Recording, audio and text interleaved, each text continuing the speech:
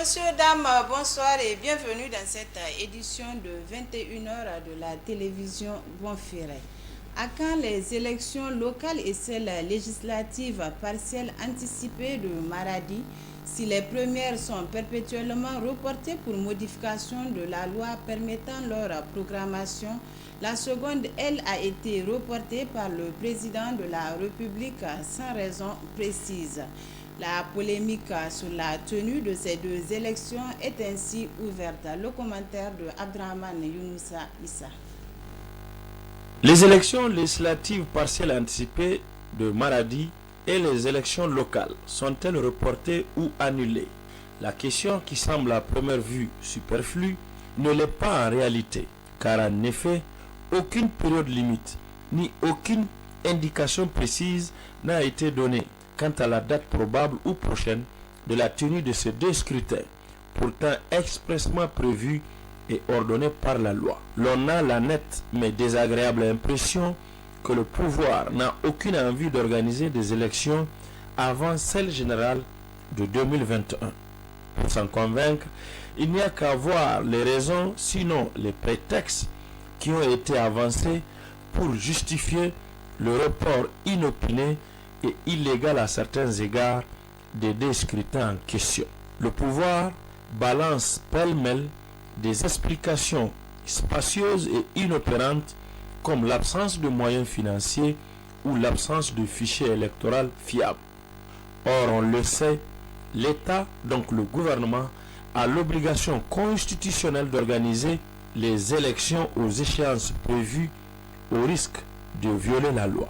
En effet, les élections locales devraient être organisées depuis janvier 2016, au terme du mandat des élus locaux, et l'élection législative partielle anticipée de Maradi le 30 juillet dernier, au terme de l'arrêt numéro 002 du 7 mars de la Cour constitutionnelle et du décret du président de la République du 5 mai convoquant le collège électoral. Concernant ce dernier scrutin précisément, les faits sont clairs.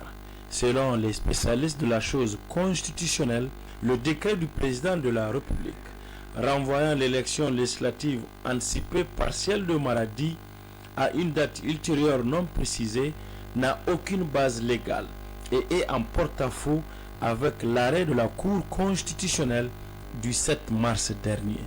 Mieux, à en croire ces mêmes spécialistes, contrairement à ce que certains laissent croire, le dernier code électoral adopté récemment ne peut et ne doit s'appliquer en la circonstance puisque la loi ne peut être rétroactive. La loi ne dispose que pour l'avenir. Elle n'a point d'effet rétroactif, contrairement à une certaine opinion répandue par des constitutionnalistes de salon qui tentent de faire du droit constitutionnel par intuition, la nouvelle loi organique portant code électoral n'étant pas une loi expressément rétroactive. Celle-ci ne peut s'appliquer à la situation de vacances de siège de la région de Maradi ni antérieurement à l'adoption de ce nouveau code électoral.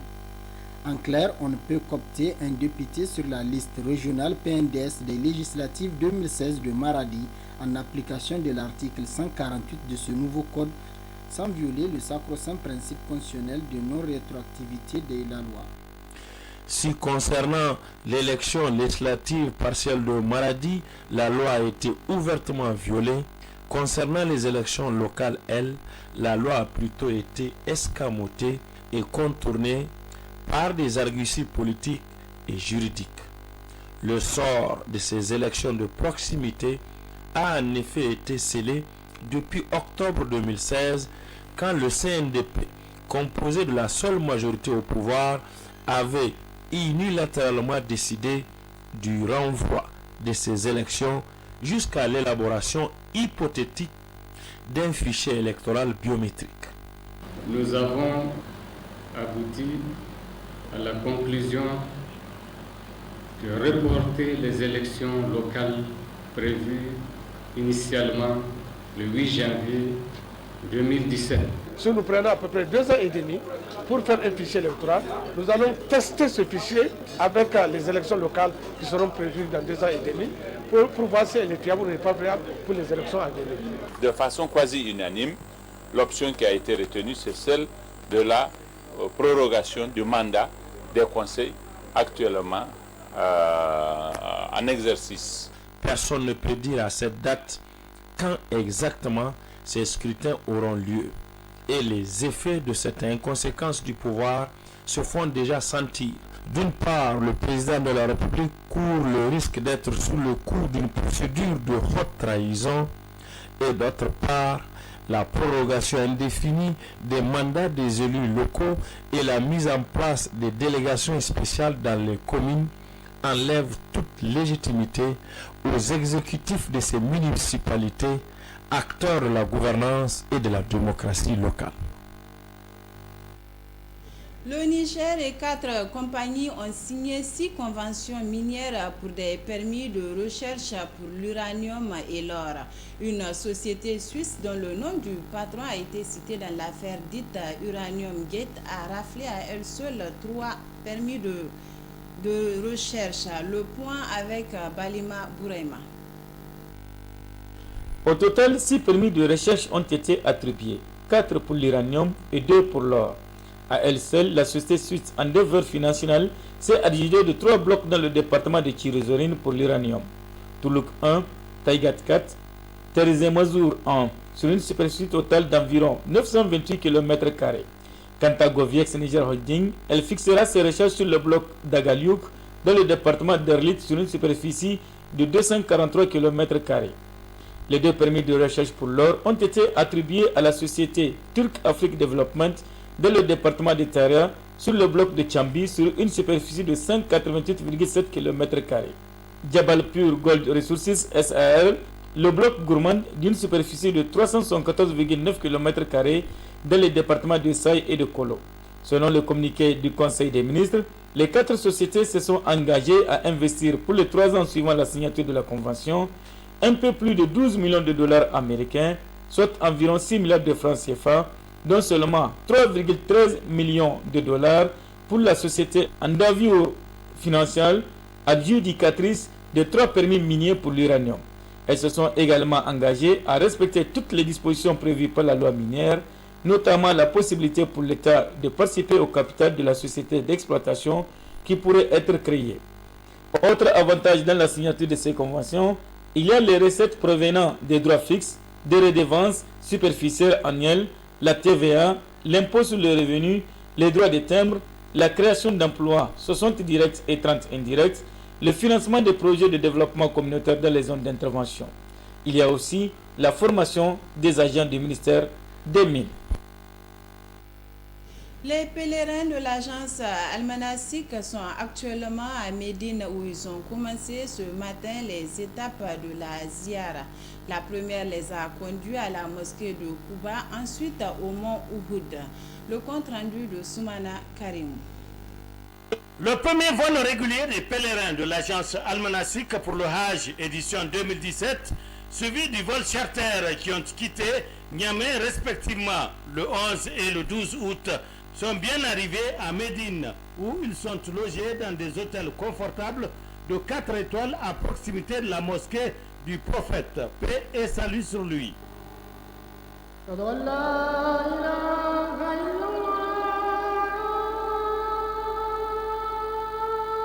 Après 2 jours de repos, ils ont commencé ce matin les étapes de la Ziara. La première étape a conduit les pèlerins à la mosquée de Kouba. Le prophète, paix et salut sur lui, a dit à propos de cette mosquée que tout celui qui prie 2 rakas a le même mérite d'une umrah.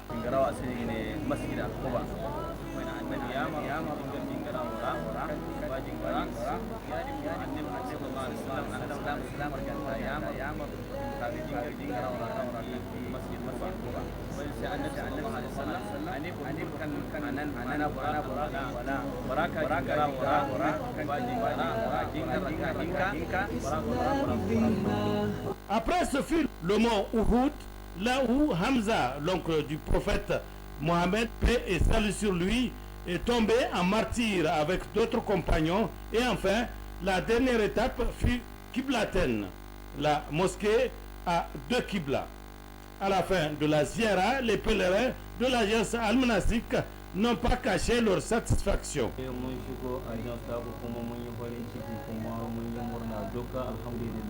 Yau ma dai mun tafi ziyara duka inda ya kamata alhamdulillah mun tai mun dawo lahiya lau ko ina duka kowa da ya tafi ziyara cikin kuma annashuwa ba matsala kuma gaskiya inda ma sun ka sauke mu kusan masallacin manzon Allah sallallahu alaihi wasallam kusan wannan wuri sun ka sauke mu wallahi alhamdulillah babu nisa ba da mun tashi dai tahiyya minti 5 ga ka masallaci alhamdulillah to ne mu ba ni samai wallahi mu ikendir hotel su banankara kan su mor har mu ba kaina amma ni mutun no da koi bumbo hal minti hinki hinza borgo har mora hotel beri mono kan aga bori wallahi mu igoga hagoy dir.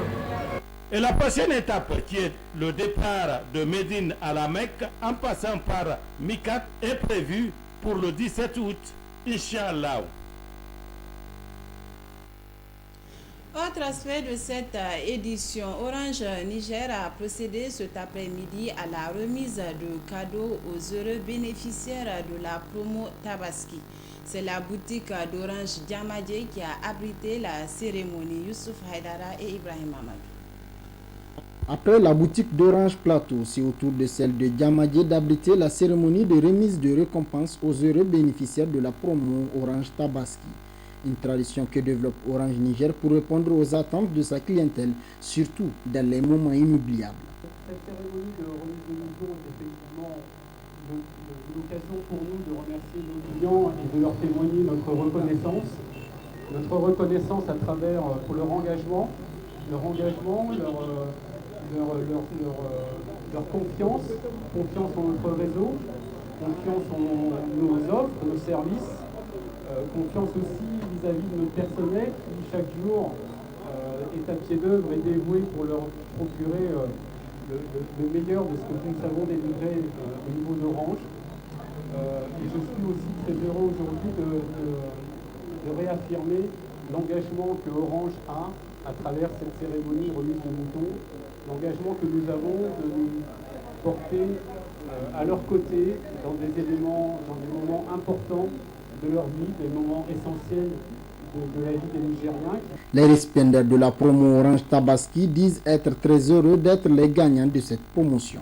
Je suis vraiment très content de mon cadeau et vraiment je remercie beaucoup Orange de nous donner cette opportunité. Vraiment, merci Orange. Je remercie du fond du cœur Orange Niger de m'avoir donné cette occasion à laquelle je n'ai pas du tout songé, même pas dans un rêve. Je suis très contente, je suis très heureuse, je ne sais même pas quoi dire de plus, à part merci. Pour participer à cette promotion, c'est simple comme l'explique ici ce responsable d'Orange Niger. Pour pouvoir bénéficier de cette récompense, parce que pour rappel, nous récompensons vraiment la fidélité de nos clients. Pour ce faire, nos clients ont simplement besoin d'adhérer à travers le Jazz 321 Jazz et bénéficier chaque semaine de moutons et avoir cette opportunité de faire partie de nos meilleurs clients qui sont récompensés chaque semaine. Il reste 2 semaines, donc 2 semaines, il y a encore une cinquantaine de moutons à distribuer. Faites le Jazz 321 Jazz pour adhérer à cette solution et profiter de la panoplie de produits et services qu'offre Orange, en particulier en cette période de veille de Tabaski. Les clients d'Orange peuvent continuer à adhérer à cette promotion. Elle se poursuit durant tout le mois d'août et chaque semaine, ce sont de nombreux moutons qui seront mis à la disposition de la clientèle d'Orange Niger. Volet santé à présent dans cette édition. La fièvre typhoïde en voilà une maladie très dangereuse mais qui est souvent négligée.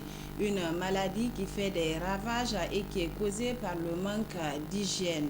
Les spécialistes proposent des gestes simples mais utiles pour se mettre à l'abri de la fièvre typhoïde.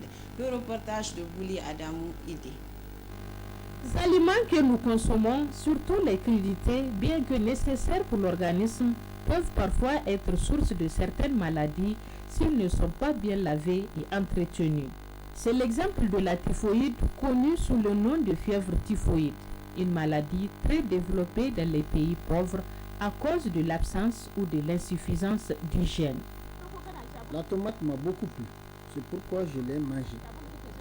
Bon, la fièvre typhoïde, c'est une maladie, je dirais, qui est permanente au Niger et dans la plupart des pays à très faible revenu.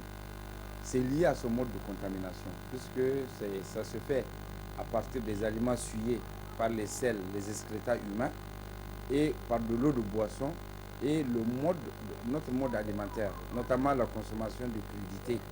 Et ces crudités, souvent, au niveau de leur traitement, souvent l'eau avec laquelle les crudités sont traitées, c'est de l'eau très sale.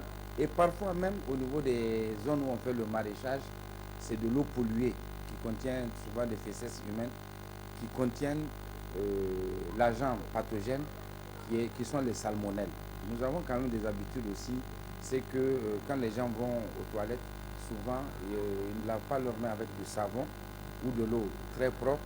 Et souvent aussi les gens oublient souvent au niveau des ongles. Plusieurs symptômes permettent d'identifier la fièvre typhoïde. Le principal signe de la fièvre typhoïde, il n'est pas spécifique. C'est l'hyperthermie, l'élévation de la température au-delà de 40 degrés. Mais nous avons ce que nous appelons une fièvre en plateau. C'est-à-dire une fièvre qui ne descend pas. Une fois qu'elle monte, par rapport à d'autres pathologies, par exemple, où on peut avoir des baisses de température et de remontées de température, là, la fièvre persiste, elle est en plateau, elle ne descend pas et c'est en général au-delà de 40 degrés. Des symptômes qui pourraient se compliquer en cas d'automédication ou du non-respect du traitement.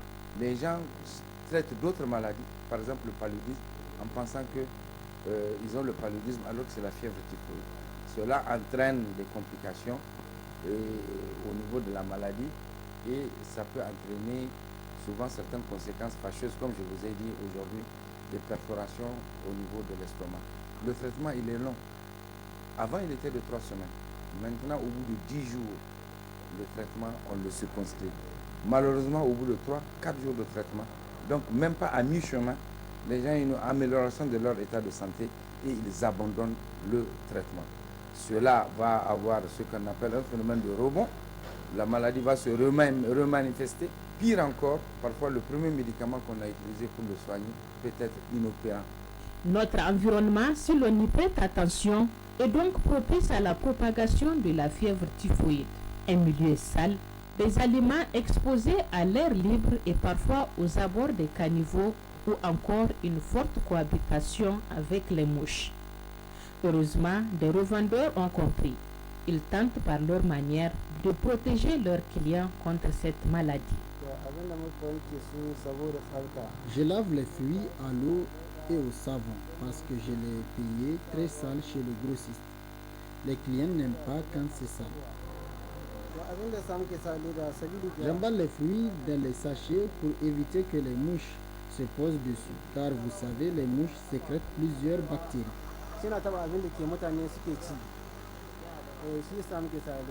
Pas donc besoin de faire beaucoup d'efforts en principe pour éviter la fièvre typhoïde. Des gestes simples comme bien laver les légumes et les fruits à l'eau de javel, bien laver les mains à l'eau et au savon avant de manger et après les selles et les urines doivent être ancrés dans notre quotidien. Une mauvaise alimentation favorise l'ulcère gastrique duodénal, une maladie qui n'épargne ni les nourrissons, ni les adultes, les personnes âgées et même les femmes enceintes.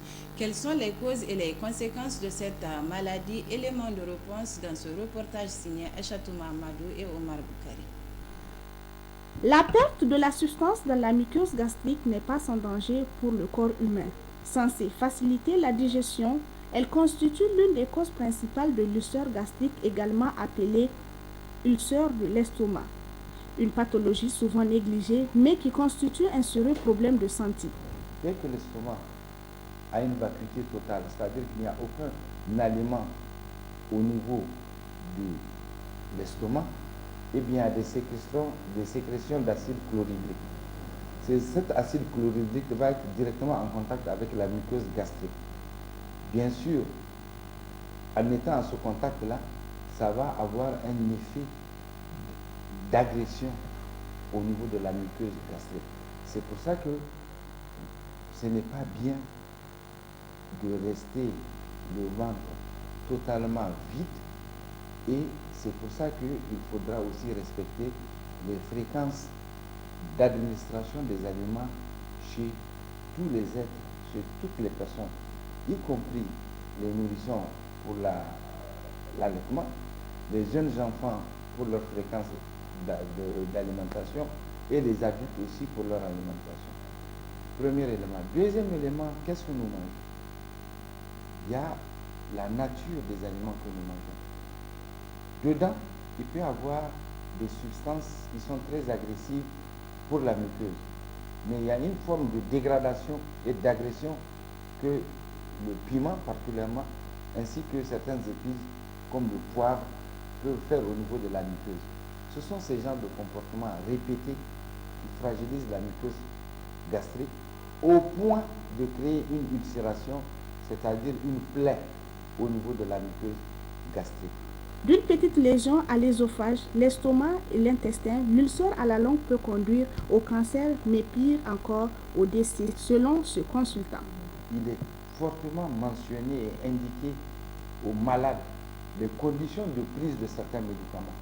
Je veux parler de tous les anti-inflammatoires. Je veux parler de tous les corticoïdes. Je veux parler de la plupart des antalgiques, des médicaments contre la douleur. Tous ces médicaments, il est clairement dit qu'on doit les prendre après un repas. Malheureusement, il arrive que les gens les prennent sans manger. L'ulcération, quand ça persiste, ça peut se cancériser. Donc, provoquer un cancer au niveau du tube digestif ou bien du duodénum, c'est-à-dire les premiers éléments qui constituent les intestins. Et souvent, ça peut aller pas seulement créer un ulcère, c'est-à-dire une plaie au niveau de la muqueuse gastrique, mais même perforer l'estomac, ce qui va devenir une urgence quand la personne n'est pas secourue dans les heures qui suivent. Ça peut même entraîner un décès de la personne. La consommation des aliments riches en acides et la prise de certains médicaments favorisent également le développement de l'ulcère gastrique chez les patients. Les spécialistes sur ce point attirent l'attention des populations d'éviter l'automédication car cette dernière s'avère plus dangereuse. Cependant, une bonne alimentation journalière et régulière permettra d'éviter l'ulcère gastrique. C'est sur ces images que se referme ce journal. Monsieur, dames, merci de nous avoir reçus. Excellente soirée et très bonne réception de nos programmes. Au revoir.